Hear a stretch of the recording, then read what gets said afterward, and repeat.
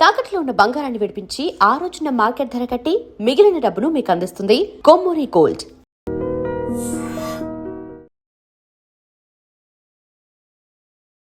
I dream చూస్తున్న ప్రేక్షకులందరికీ నమస్కారం.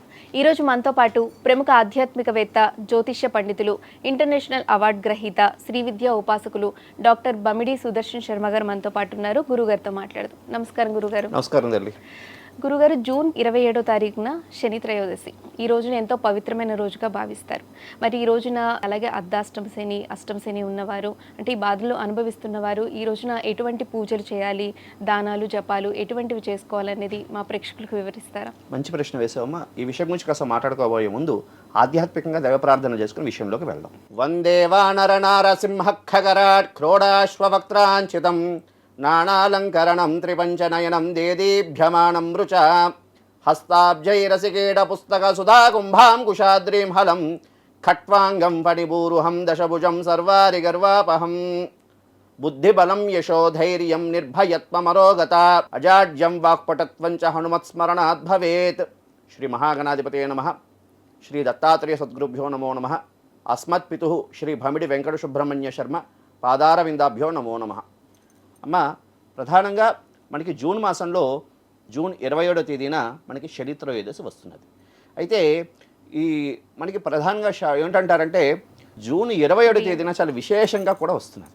జూన్ 27 ఎందుకు విశేషం గురుగారు అంటే, జూన్ 27వ తేదీన ఆ రోజు అనురాధ నక్షత్రం కూడా వస్తున్నది. అనురాధ నక్షత్రం శనేశ్వరుడికి సంబంధించినటువంటి నక్షత్రం కాబట్టి ఆ రోజు ఇంకా చాలా విశేషంగా ఫలితం అనేది ఉంటుంది. అయితే ఇంతకీ ఈ చాలామంది శని త్రయోదశి వస్తున్నది, అయితే చాలామంది భయపడుతూ ఉంటారు. అమ్మో శని, అంతవరకు కూడా ఒక రకంగా వెళ్తున్న వాళ్ళు ఏలినాటి శని, అర్ధాష్టమ శని, ఈ అష్టమ శని వచ్చేవాళ్ళు అయ్యి బాబాయ్ ఇంకా జీవితం అయిపోయింది, అమ్మ బాబాయ్ శని వచ్చాడు ఇంకా మా జీవితాలు అయిపోయాయి అని అంటూ ఉంటారు. శని అని పేరు పెట్టి పిలవకూడదమ్మా. శనేశ్వరుడు, ఈశ్వరు యొక్క స్వరూపమే శనేశ్వరుడు. అయితే ఇటువంటి బాధల నుండి, అంటే శనేశ్వరుడు ఏమిటి చేస్తాడు అంటే ప్రారబ్ధ కర్మ, పూర్వజన్మ తాలూకా ప్రారబ్ధ కర్మని స్వామి తీసేస్తాడు. ఆయన వచ్చాడు అంటే స్వామి, ఎందుకంటే ఆయన సాక్షాత్తు కర్మసాక్షి అయినటువంటి సూర్యనారాయణ స్వామి వారి తాలూకా పుత్రుడు కాబట్టి అటువంటి స్వామి ఏం చేస్తాడయ్యా అంటే కర్మ నివారణ చేస్తాడు. ప్రారబ్ధ కర్మ, సంచిత ప్రారబ్ధ కర్మ నివారణ చేసి మనిషి ఈ యొక్క జీవనంలో, ఈ యొక్క ప్రపంచంలో ఎలా నిలబడాలి, ఎలాంటి కష్టం ఎలాగ వచ్చినా సరే మనిషి ఎలా నిలబడాలి అనే విషయాన్ని ఆయన మనిషిని ఆటుతేటుగా ఆయన తీరుస్తాడన్నమాట, తీర్చిదిద్దుతాడు ఆయన. అంటే ఆటుకి పోటుకి, కష్టానికి సుఖానికి మనిషి ఎలా నిలబడాలి అని చెప్పినటువంటి ఏకైక గ్రహం శనేశ్వరుడు. కాబట్టి మనం చాలా వరకు భయపడుతూ ఉంటాం. అయితే ఇందులో కూడా ఒక విషయం చెప్తానమ్మా. మనం పూర్వజన్మలో అదృష్టం, అంటే వచ్చిన ప్రతివాడికి కూడా ఏలినాటి శని కానీ, అర్ధాష్టమ శని కానీ, అష్టమ శని వస్తే ఇంకా శనేశ్వరుడు వచ్చాడంటే ఇంకా చాలామంది పరుస్తూ ఉంటారు, నల్లమామయ్య ఇది అది అని చాలామంది అనుకుంటూ ఉంటారు. కానీ ఆయన వచ్చాడు అంటే ఇబ్బందే పెట్టడు, చాలామందికి యోగాల్ని కూడా కలగజేస్తూ ఉంటాడు. చాలామందికి ఆయన యోగాల్ని కూడా కలగజేస్తూ ఉంటాడు. ఎంతోమంది ఏలినాటి శనిలో, అర్ధాష్టమ శనిలో, అష్టమ శనిలో చాలామందికి యోగాన్ని కలిగించినటువంటి స్థితులు కూడా ఉన్నాయి. అయితే యోగాన్ని కలిగించే విషయం పక్కన పెడితే ఇబ్బంది కలుగుతున్నది, అటువంటి వాళ్ళకి అద్భుతమైనటువంటి ఆ దోషాన్ని పోగొట్టుకోవడానికి అద్భుతమైనటువంటి కాలం ఈ యొక్క జూన్ మాసంలో వస్తున్నటువంటి జూన్ 13వ తేదీన, అదేవిధంగా జూన్ 21వ తేదీన శని త్రయోదశి. అయితే ఆ రోజు ఏమిటి చేసుకోవాలి, ఆ రోజు మనం ఆచరించవలసినటువంటి ఏమిటి? అయితే ఈ విషయాల గురించి చెప్పుకోబోయే ముందు, అసలు ఆ రోజు ఏమి చేయాలనే విషయం గురించి చెప్పుకోబోయే ముందు, ఎవరెవరికి ఈ శని సంబంధమైనటువంటి రాశులతో, అదే ఈ ఏలినాటి శని అని కానివ్వండి, అష్టమ శని అని కానివ్వండి, అర్ధాష్టమ శని అని కానివ్వండి, వీళ్ళు ఏ రాశుల వారికి ఇబ్బందులు ఉన్నాయనే విషయం గురించి మనం ప్రేక్షకులు తెలియజేయాలి. కాబట్టి ఈ విషయం గురించి మనకు విషయం తెలియజేద్దాం. ప్రధానంగా సింహరాశి వారికి అష్టమ శని నడుస్తున్నది. అంటే మఖా నక్షత్రం వారు, పుబ్బా నక్షత్రం వారు, ఉత్తరా నక్షత్రం 1వ పాదం వారు ఈ యొక్క సింహరాశి వారికి సంబంధించిన వారు. కాబట్టి ఈ రాశి వారు కాస్త అష్టమ శని సంబంధమైనటువంటి బాధలతో వీరున్నారు. వీరు ఆ రోజు ఖచ్చితంగా పరిహారాలు చేసుకోవాల్సినటువంటి విషయం. ఇంకా అదేవిధంగా ధనుర్రాశి వారికి ఎందుకు అంటే ధనుర్రాశి వారికి అర్ధాష్టమ శని నడుస్తున్నది. కాబట్టి ఖచ్చితంగా ఈ ధనుర్రాశి వారు కూడా పరిహారాలు చేయించుకోవాలి. అదేవిధంగా కుంభరాశి వారు, కుంభరాశి వారికి అదేవిధంగా కుంభరాశి వారికి ఏలినాటి శని నడుస్తున్నది. వీళ్ళకి ఏలినాటి శని, అదే కాకుండా వీళ్ళకి జన్మ రాహు కూడా ఇబ్బంది పెడుతున్నాడు. శనేశ్చ రాహు కుజశ్చ కేతుహు అని అంటారు. రాహువును శని ఒకే ఫలితాన్ని ఇస్తాడు. అవతల జన్మరాహు ఇబ్బంది, అదే కాకుండా ఏలినాటి శని ప్రభావం. కాబట్టి కుంభరాశి వారు, అదేవిధంగా మీనరాశి వారు, మేషరాశి వారికి, ఈ 3 రాశుల వారికి ఏలినాటి శని నడుస్తున్నది. కాబట్టి ఎవరెవరు ఈ యొక్క ఆ రోజు చేయించుకోవాలయ్యా అంటే సింహరాశి వారు, ధనుర్రాశి వారు, అదేవిధంగా కుంభరాశి వారు, అదేవిధంగా మీనరాశి వారు, మేషరాశి వారు, ఈ 5 రాశుల వారు ఖచ్చితంగా ఈ శనేశ్వరుడికి సంబంధించినటువంటి దోష పరిహారార్థం ఆ రోజు పూజలు అయితే 27వ తారీఖు ఎక్కువ చేయించుకోవడం వల్ల ఎక్కువ ఫలితం ఉంటుంది. అంటే రెండూ చాలా విశేషమైనటువంటి తిథులే అమ్మ. అక్కడ 13వ తేదీన త్రయోదశితో వచ్చినటువంటి శనివారం, అదేవిధంగా 27వ తేదీన కూడా మనకి దీనికి సంబంధించి త్రయోదశితో వచ్చినటువంటి శనివారం. అయితే 27 ఇంకో ఏమిటి విశేషం అంటే ఆ రోజు కృష్ణపక్షంలో వస్తున్నది, అది చాలా పట్టు కలిగినటువంటిది. ఇంకోటి ఏమిటి అంటే ఆ రోజు అనురాధ నక్షత్రం ఒకటి వచ్చింది. అనురాధ నక్షత్రం అంటే శని సంబంధమైనటువంటి నక్షత్రం. ఎందుకు అంటే మనకి పుష్యమి, అనురాధ, ఉత్తరాభాద్ర, ఈ 3 నక్షత్రాలు శనేశ్వరుడికి సంబంధించినటువంటి నక్షత్రాలు. కాబట్టి ఈ నక్షత్రంలో ఆ తిథి అదేవిధంగా వారం కలిసి రావడం అనేది చాలా విశేషం. కాబట్టి 27 ఎక్కువ పట్టు ఎక్కువ ఉంటుంది, అంటే ఆ రోజు విశేషంగా ఫలితం అనేది కలగడానికి అవకాశం అనేది ఉంటుంది. కాబట్టి ఈ జూన్ 13వ తేదీన 27 అంటే జూన్ 13ని ఏమైనా కాస్త మిస్ అయినా 27 మాత్రం ఖచ్చితంగా మిస్ అవ్వకండి అన్నటువంటి ఒక భావన. ఇది అయితే 5 రాశుల వాళ్ళు ఈ రాశి వాళ్ళు చేయించుకోవాల్సిన విషయం. అది కాకుండా జాతకంలో కాస్త శనీశ్వరుడికి సంబంధించినటువంటి శని మహాదశలు నడుస్తున్న వాళ్ళు కూడా ఈరోజు చేయించుకోవడం ద్వారా ఉత్తమమైన ఫలితాలు కలుగుతుంది. అయితే ఆ రోజు ఏమిటి చేసుకోవాలి గురువుగారు అంటే ప్రధానంగా ఆ రోజు వెళ్ళి శనివారం నాడే వెళ్ళి అంగట్లోకి వెళ్ళి వస్తువులు ముందు రోజు కొనుక్కోవాలి. అంటే శుక్రవారం నాడు ముందుగా కావాల్సినటువంటి ద్రవ్యాలు తెచ్చుకోవాలి. ఏమిటి ద్రవ్యాలు తెచ్చుకోవాలి అంటే నల్లటి వస్త్రం, అదేవిధంగా నల్ల నువ్వులు, నువ్వుల నూనె, అదేవిధంగా పత్తి గింజలు అంటారమ్మ. పత్తి అంటే మనం దేవుడికి తీస్తుంటాం కదా, పత్తి గింజలు, అదేవిధంగా తుప్పు పట్టినటువంటి మేకు మన ఇంటి నుంచి తీసుకురావడం చాలా ఉత్తమం. గురుగారు మా ఇంట్లో తుప్పు పట్టిన మేకు లేదని చెప్పి పీక్కుండాల్సిన అవసరం లేదు.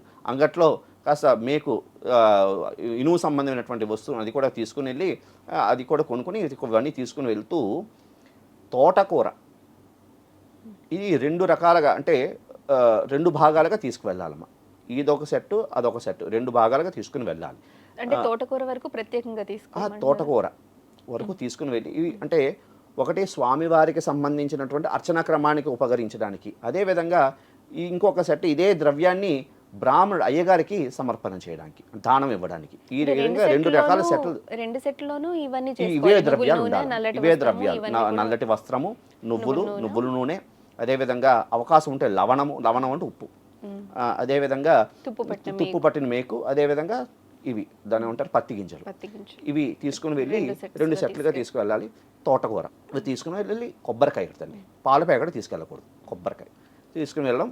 కాస్త ఆ రోజు స్వామివారికి చక్కగా ఉపచారాలు వీలైతే దొరికితే శంఖ పుష్పాలు తీసుకెళ్ళడం ఉత్తమం. నీలం రంగులో దొరికినటువంటి పుష్పాలు, లేదంటే ఇప్పుడు మనకి అంగట్లో చామంతులు కూడా దొరుకుతున్నాయి, నీలపు రంగులో చామంతులు కూడా దొరుకుతున్నాయి, అవైనా తీసుకుని వెళ్ళచ్చు చక్కగా. వీటి కోసం తాపత్రయం పడి పక్కవాడింట్లో వీడింట్లో వాడింట్లో కోసుకోవాల్సిన అవసరం లేదు. కాబట్టి అవకాశం లేకపోతే చక్కగా అంగట్లో వెళ్తే, మార్కెట్లో వెళ్తే మనకి నీలపు వర్ణమైనటువంటి చామంతి పూలు దొరుకుతాయి.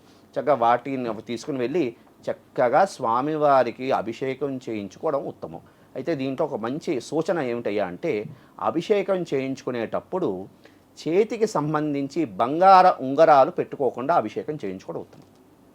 ఎందుకంటే మా గురువులు చెప్పినటువంటి, ఇది శాస్త్ర ప్రమాణంలో లేదు కానీ మా గురువులు చెప్పినటువంటి విషయం, ఏదో గురువాక్య ప్రమాణం కదమ్మా.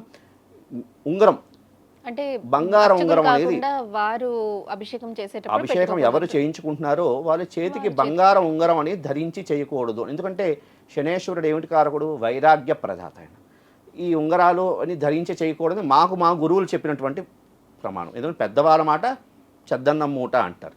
మా గురువులు చెప్పినటువంటి విషయం కాబట్టి అది తెలియజేస్తున్నాను.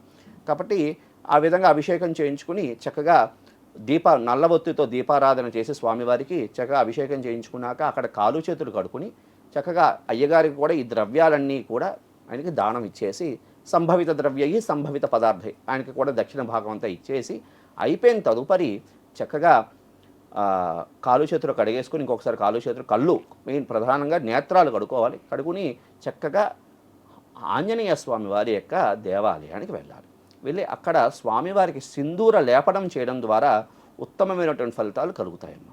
చక్కగా ఆంజనేయ స్వామివారి దగ్గరికి వెళ్ళి సింధూర లేపనం, ఎందుకంటే స్వామివారికి సింధూరం లేపనం చేయడం ద్వారా మనకి శనేశ్వరుడికి కూడా వరం ఇచ్చాడు కదా స్వామి. ఎవరు నాకు శనివారం నాడు సింధూర లేపనం చేస్తారో వారికి శని సంబంధమైనటువంటి దోషాల నుండి కూడా విముక్తిని ఇస్తాను అని స్వామి వరం కూడా ఇచ్చాడు. కాబట్టి చక్కగా ఆంజనేయ స్వామి దేవాలయానికి వెళ్ళి అక్కడ సింధూర లేపనం చేయించడం ద్వారా ఉత్తమమైనటువంటి ఫలితాలు కలగడానికి అవకాశం ఉంటుంది. ఇవన్నీ చేసిన తర్వాత ఆ రోజు ఆహారంలో కానీ భోజన విషయాల్లో కానీ అంటే అయిపోయింది అవకాశం ఉన్న వాళ్ళు అక్కడ కాలు చేతులు కడిగేసుకుని చక్కగా ఇంటికి వెళ్తారు. అయినటువంటి నియమమేమీ లేదు. ఒకవేళ మనసులో భావన కలిగి స్నానం చేయాలి అనుకుంటే చక్కగా స్నానం చేసేసుకోవచ్చు, దానివల్ల ఇబ్బంది ఏంటూ లేదు. అంటే ఇవన్నీ దానం ఇచ్చిన తర్వాత ఖచ్చితంగా స్నానం చేయాలి అనేటువంటిది కాలు చేతులు చక్కగా కడిగేసుకోవచ్చు, సరిపడుతుంది. లేదు ఆత్మబుద్ధి సుఖం చేయవ పరబుద్ధి వినాశక, కాబట్టి మన మనసు ఏది చెప్తుందో అది చేయడం ఉత్తమం. సరే మనసు సరే స్నానం చేసేయాలి అనిపించి భావన కలిగిందని కొంచెం స్నానం చేసుకుని లోపల ఇంటికి వెళ్తారు. ఇంటికి వెళ్ళిన తర్వాత ఆ రోజు కాస్త నియమంగా ఉండడం, తమోగుణ సంబంధమైనటువంటి పదార్థాలు అంటే ఏమిటి, ఈ మాంసాహారం అని కానివ్వండి, ఉల్లిపాయ అని కానివ్వండి, ఆ ఒక్కరోజు కాస్త బ్రహ్మచర్య ఆశ్రమం ఈ విధంగా పాటించి చక్కగా సాయంకాలం కూడా శనేశ్వరుడికి సంబంధించినటువంటి శ్లోకాలు పారాయణ చేసుకోవడం. అదేవిధంగా మనకి దశరథ కృత శని స్తోత్రం అని ఒకటి ఉంటుందమ్మా, అది చక్కగా పారాయణ చేయడం. ఈ విధంగా ఆ రోజు అవకాశం ఉంటే శనేశ్వరుడికి జపం చేసుకోవడం ద్వారా ఉత్తమమైనటువంటి ఫలితాలు కలగడానికి అవకాశం ఉంటుంది. తద్వారా ఈ యొక్క శనేశ్వరుడు ఇవ్వాల్సినటువంటి ఫలితాల నుండి అంటే చెడు ఫలితాల నుండి విముక్తులయ్యి వాళ్ళకి యోగవంతమైనటువంటి ఫలితాలు ఇవ్వడానికి అవకాశం ఉంటుందమ్మా. ఇది ప్రధానమైన. గురుగారు, ఆ రోజు మనం శనీశ్వరుడు అనుగ్రహం పొందాలంటే ఏ మంత్రం జపించాలనేది మా ప్రేక్షకులకు వివరిస్తారా? ఆ రోజు అమ్మ ఈ వీలైతే ఆ రోజు ఈ యొక్క శ్లోకం పఠించడం మంచిది. ఏమిటి అంటే ఓం శం శనేశ్వరాయ నమః, ఓం శం శనేశ్వరాయ నమః అంటే శ్లోకాన్ని చక్కగా ఈ యొక్క మంత్రాన్ని చక్కగా పఠనం చేసుకోవచ్చు. నెక్స్ట్ ఇంకొకటి కూడా చేసుకోవచ్చు. శని అరిష్టేతు సంప్రాప్తే శని పూజాంచ కారయేత్ శనేశ్వర ధ్యానం ప్రవక్ష్యామి ప్రాణపీడోపశాంతయేత్. మరొక్కసారి శనేశ్వర అరిష్టేతు సంప్రాప్తే శనేశ్వర పూజాంచ కారయేత్ శనేశ్వర ధ్యానం ప్రవక్ష్యామి ప్రాణపీడోపశాంతయేత్. ఇది కష్టంగా అనిపిస్తే ఇంకొక శ్లోకం కూడా మనం పారాయణ చేసుకోవచ్చమ్మా. ఏమిటి అంటే శనేశ్వరాయ విద్మహే సూర్యపుత్రాయ ధీమహి తన్నో శనేశ్వర ప్రచోదయాత్ అంటూ ఈ యొక్క శ్లోకాలని ఈ యొక్క మంత్రాలను కూడా చక్కగా పఠించడం ద్వారా ఆ స్వామి యొక్క కృపకు మనం పాత్రులు అవుతాం.